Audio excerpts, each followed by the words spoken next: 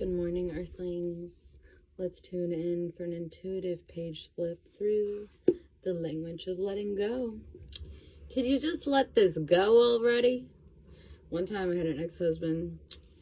I act like I have so many. I have one. He told me I was beating it in like a dead horse. You know, I was just asking him to take his bipolar medication so our marriage could improve. And then when he said I was beating it in like a dead horse, you know, the persistent me trying to get him to solve the issue I saw happening and me wanting peace in my life and thinking that if someone would just take their damn meds, my whole life would get better, because that's what I was told as a child when I was told to just take your meds because I'm making everyone in the house miserable. So then I get ramped up and upset about something that's very upsetting, and then I would take meds and like fall asleep.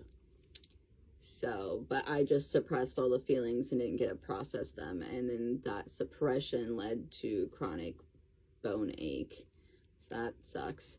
But I've learned how to deal with some of that pain and how to release some of that trauma is through body movement. However, you're beating it in like a dead horse. And I was just like, my brain broke in that minute. I said, I wish you were the dead horse. And then I was choked out in front of my 2-year-old.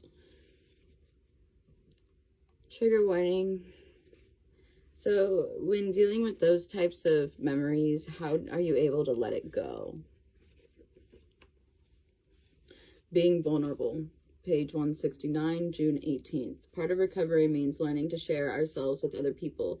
We learn to admit our mistakes and expose our imperfections, not so that others can fix us, rescue us, or feel sorry for us, but we can love and accept ourselves. The sharing, a catalyst in healing and changing. A catalyst. Oof. I know I am the catalyst for many people's healing journey, and sometimes I don't like that about myself because it's a very like sharp, shadowy aspect that has people like quickly, as fast as they were turning towards me and almost seeking an embrace, they then feel shunned by me in that same very moment. And I'm like, no, there's no shunning here. There's no shame here. I said it in a way so that we could open and receive and allow more into our lives, not in a way to be cut off from it. Like, we have to feel it to like heal it, right? And if you're not ready for that like band-aid to be ripped off, I'm a very unpleasant, uncomfortable person to be around. I get it. Like, it is just something I've accepted about myself. I'm edgy. Some of us have tried being vulnerable in the past, and people tried to control, manipulate, or exploit us, or they made us feel ashamed. Some of us in recovery have hurt ourselves by being vulnerable. We may have shared things with people who didn't respect our confidence, or we may have told the wrong people at an inappropriate time and scared them away. Story of my life. That is just like the experience of being autistic, honestly. We learn from our mistakes and despite our mistakes, maybe you despise them, who knows? It is still a good thing to allow ourselves to be vulnerable and honest. We can learn to choose safe people with whom to share ourselves. We can learn to share appropriately so we don't scare or push people away. We can also learn to let others be vulnerable with us. Today, God helped me learn to be appropriately vulnerable. I will not let others exploit or shame me for being vulnerable, and I will not exploit myself. And the last word in the next meditation is making life easier.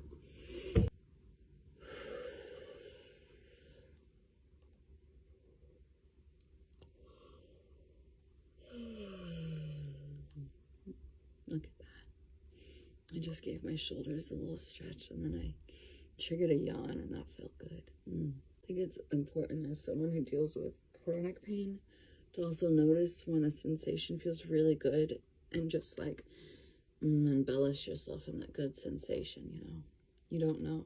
You just don't know when you're gonna feel something. You're gonna feel good again, honestly. So it's like in that moment when you're like feeling good, it's like let's live it up, because I'm gonna feel like shit soon. It's just like the ups and downs of chronic conditions. You feel good, you feel bad daily. So in that moment where that felt good, that little stretch in that shoulder, like, oh, that release, the way my yawn just kind of I'm